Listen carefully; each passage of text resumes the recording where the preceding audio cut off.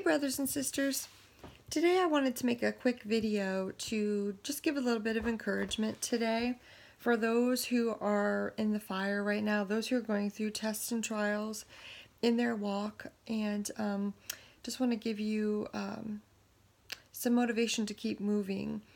Remember that Jesus said to Peter that Satan had wished to sift him, and that he had prayed for Peter to overcome the sifting. That is exactly what Satan does with us as well. And I can admit right now I'm going through some sifting, and I have been since October. And this has been quite a learning experience for me because during this process, the Lord has asked me to lay down a couple family members that I didn't really want to lay down, but I was willing to lay down because, as Scripture says, no one that's, you have to be willing and ready to lay down anything and everything, father, sisters, mother, brother, children, whatever the Lord asks, we have to be willing to lay those down if the Lord asks. And so the Lord did ask, and through this, I have had to lay down one of my children and a couple of my grandchildren, and it's been really, it's been very eye-opening because through all of this, it's caused me to self-examine myself as the Lord has given me wisdom and understanding on why He's asked me to lay down my family. The Lord has showed me that they are not where they need to be right now, and that there's a spirit in operation in that home that is dangerous. It has already completely taken control over them, but not only has it taken control over them, it seeks to take control of me as well.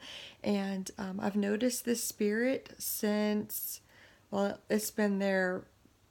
This is my whole entire walk, but I didn't understand exactly what it was doing until the Lord began to show me the devastation that it was causing.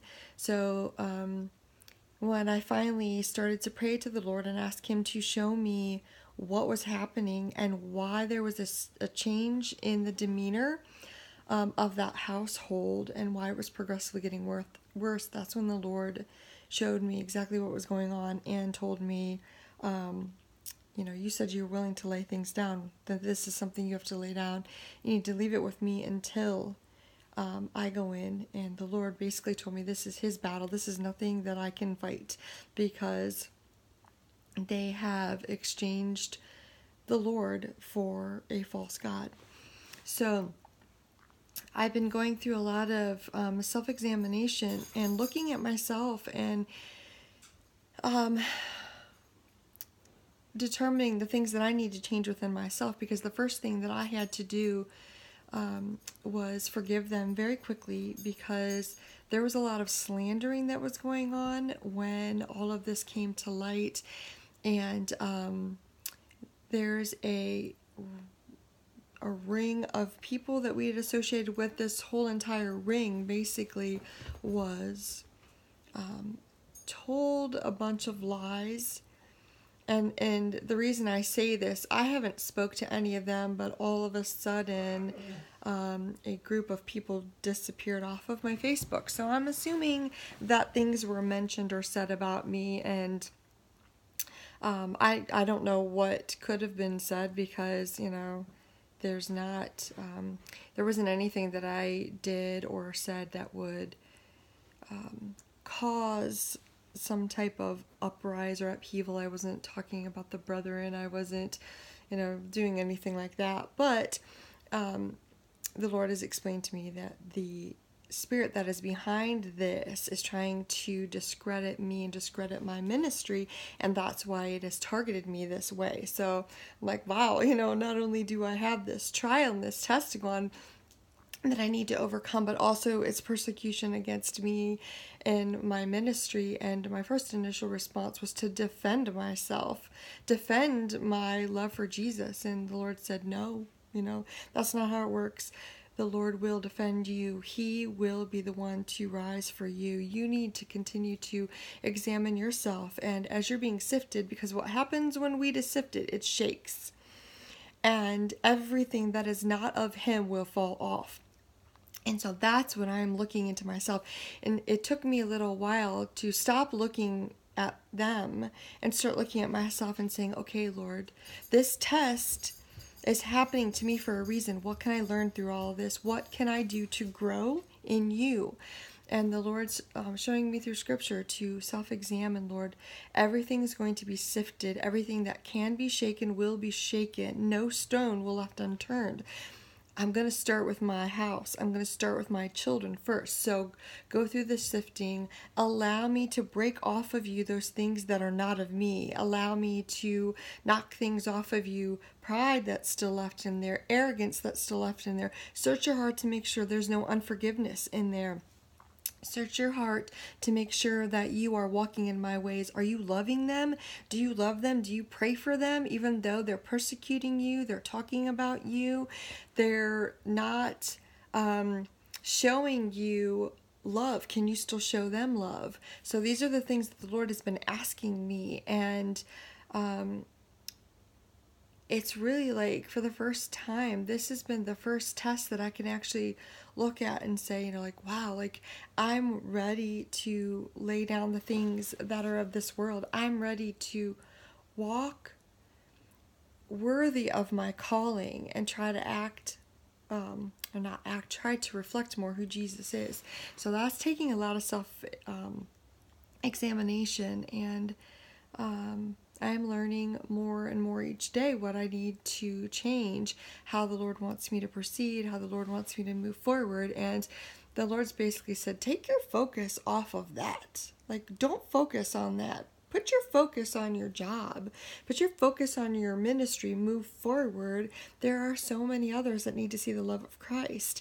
And those who they have talked to about you will eventually see the spirit that's in operation when they see you acting as I act, walked as I walked, spoke as I spoke, and loved as I loved. So that's really great encouragement. So if I'm to see somebody out on the street and I know that something's been spoken about me, the best thing that I can do is reflect the Lord and put a seed of doubt that what they've been hearing is correct. So it's not a matter of trying to one up. It is a matter of walking through this. This trial is not about the people who are persecuting me. It is not about the people who have shoved me aside and said, we don't want you in our life right now. It's not about that. It's about me. It will always be about me. It will always be about my walk with the Lord, but I need to change, how I need to grow in the refining process for me, no one else. So I wanted to come on today just to kind of I wanted to give you a little bit of encouragement today that hopefully, sorry about that. Come here. Hopefully, if you're going through the midst of the trial, take the focus off of what's happening to you and put the focus on where you need to go, what you need to do to move through all this and to get on the other side. So, sorry about that. Somebody's actually very, very needy today. So, anyways, quit. So hopefully hopefully this was a blessing for you today. Stop. Hopefully this was a blessing for you today, and I hope that you realize in the face of adversary that you have an advocate. See, this is Satan. He doesn't want the message to get out. Stop. Sit down. In the face of adversity, you have a mediator, and that is Jesus Christ. He is the propitiation for all of us. So hang on to the Lord. Hang on tight, because He can help you through everything. He will give you the wisdom and the knowledge. Stop. He will give you the wisdom and the knowledge that you need in order to face this trial and continue to move forward. There's a reason that the Lord allows these things to come upon us. So let's dig in and find out what it is that we've been shaken for? What is it that needs to come off of us when we're shaken? What is it that we need to change within ourselves? What is it that we need to crucify? What is it that needs to be purged from us, sifted out of us? Because on the other side of this trial is going to be, we're going to be stronger in our walk for the Lord, and something good's going to come out of it. Just remember, the Lord said that, I think this is Matthew 19:29, no one that has left mother, sister, brother, father, children, land, houses, there's no one that has left those things that will not be rewarded in this life and in the life to come. So, good things are going to come and we're going to be rewarded for our obedience. Nothing can come before the Lord. Everything that happens to us is happening to us for a reason. We need to search out what it is we need to change within ourselves and not look at other people. I can't point at other people and say, well, they did this to me, or I did this because they did this to me. It's not about them. Your walk is your walk. You're responsible for what you do, what you say, how you act, and how you react. That's why I think it's 2 Corinthians. Yeah, I know it's in 2 Corinthians, maybe 10. It says that we need to cast down every high imagination that exalts itself against the living God. So when these things come at us and want us to stand up for ourselves, want us to go against this, then we need to realize that these things are not of God. There's a reason God's allowed us to be sifted. There's a reason God has allowed us to be challenged and tried. So I urge you today to look deep within yourself and figure out, what is it that I can learn from this, and move forward learning that. So I pray this blesses you guys today. If you're going through the fire, hold on tight to Jesus. He's in there with you. I love you all. Take care. Bye-bye.